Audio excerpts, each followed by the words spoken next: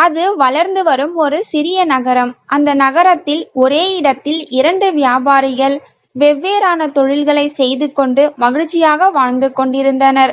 வாழ்க்கையில் ஏற்ற இறக்கங்கள் இருக்கத்தானே செய்யும். அப்படியொரு சூழ்நிலை அவர்களுக்கும் ஏற்பட்டது.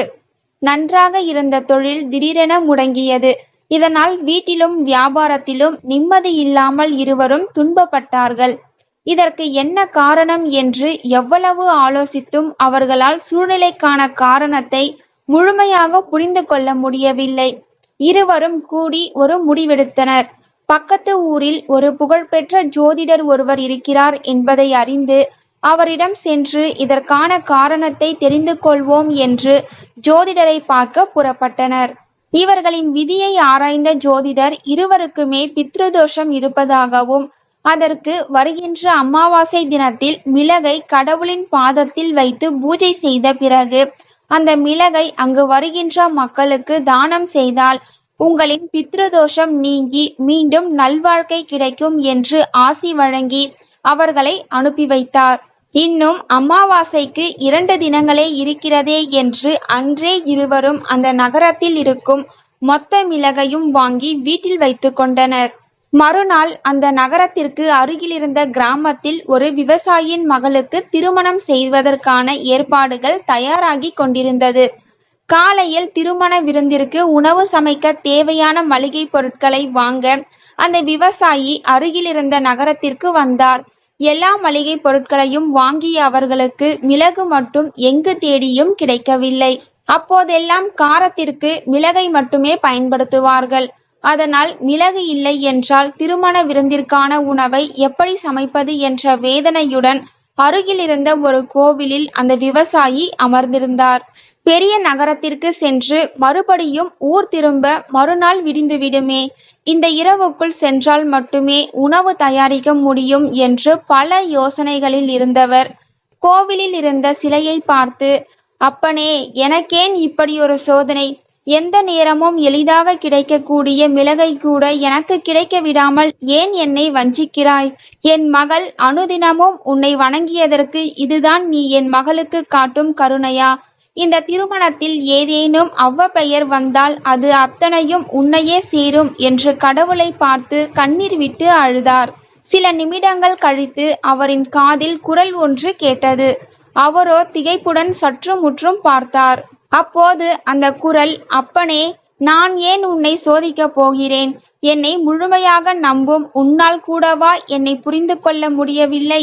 இங்கு காரணம் இல்லாமல் எதுவும் நடக்காது என்று உனக்கு தெரியாதா என்று கேட்ட இறைவன், இந்த நகரத்தில் உள்ள 2 வியாபாரிகளிடம் மொத்த மிளகும் உள்ளது.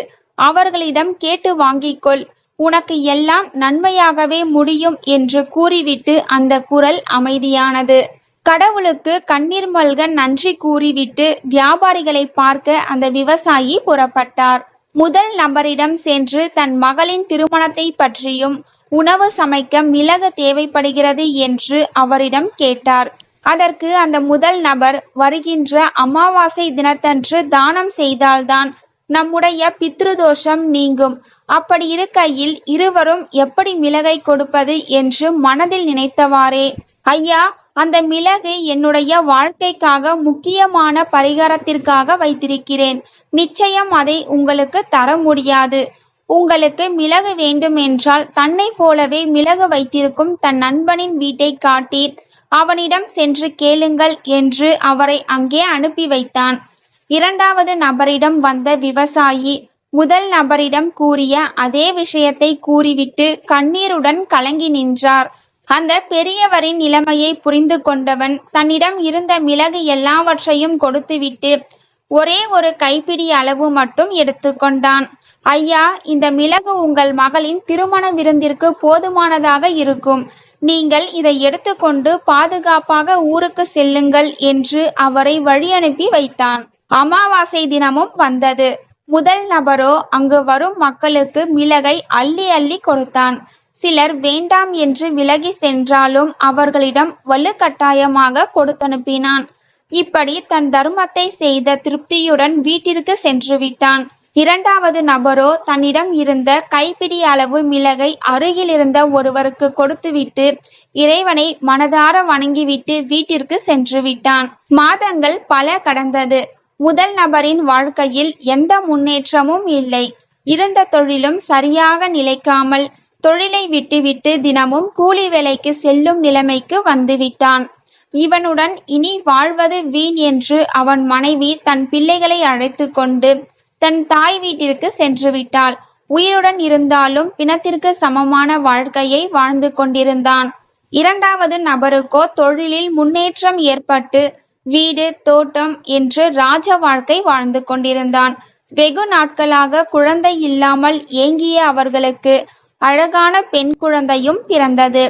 எல்லையில்லா மகிழ்ச்சியுடன் அவன் இருப்பதை பார்த்த முதல் நபரோ இறைவனிடம் சென்று முறையிட்டான். ஏ கடவுளே, ஏன் இந்த ஓர வஞ்சனை? அவன் செய்ததை விட சிறப்பாகத்தானே நான் பரிகாரம் செய்தேன். ஆனால் அவனுக்கோ அப்படி ஒரு ராஜ வாழ்க்கை, எனக்கு ஏன் இப்படி ஒரு வாழ்க்கை என்று கோபமாக கத்தினான். புன்னகையுடன் அவனின் முன்னால் தோன்றிய இறைவன், மகனே, நீ தானம் செய்தாய், இல்லை என்று நான் சொல்லவில்லை. ஆனால் அதை உன் சுயநலத்திற்காக மட்டுமே செய்தாய். வேண்டாம் என்று விலகி சென்றவர்களிடமும் வலுக்கட்டாயமாக மிளகை கொடுத்து அனுப்பினாய். அதை உன்னிடம் வாங்கியவர்கள் சிறிய தூரம் சென்றதும் அந்த மிளகை தூக்கி எறிந்து வீண் செய்து விட்டார்கள். அந்த மிளகு யாருக்கும் பயன்படாமல் மண்ணில் மக்கி போனதுதான் மிச்சம். வயதில் பெரியவர் தன் மகளின் திருமணத்திற்காக மிளகு வேண்டும் என்று உன்னிடம் கெஞ்சும் போது உன் மனம் இறங்கவில்லை. உன்னுடைய சுயநலம் மட்டுமே அப்பொழுது உனக்கு முக்கியமானதாக இருந்தது.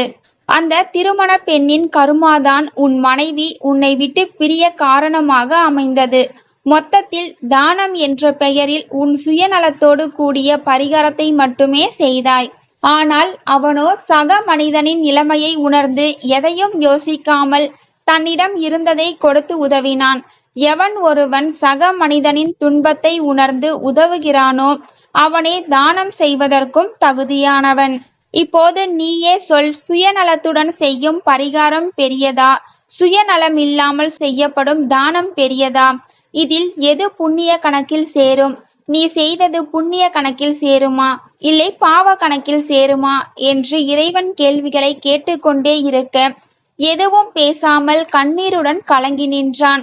இல்லை என்று கையேந்துபவர்களிடம் உங்களிடம் இருப்பதை கொடுத்து அவர்களிடம் இருந்து புண்ணியங்களை பெற்றுக்கொள்ளுங்கள். உங்கள் வாழ்க்கை என்ற அழகான புத்தகத்தை புண்ணியங்களால் நிரப்புங்கள். பாவங்களுக்கான பக்கங்களை அந்த இறைவனை அழித்து விடுவான். இந்த கதை உங்களுக்கு பிடிச்சிருந்தது அப்படின்னா லைக் பண்ணுங்க, ஷேர் பண்ணுங்க. தேங்க்யூ ஃபார் வாட்சிங்.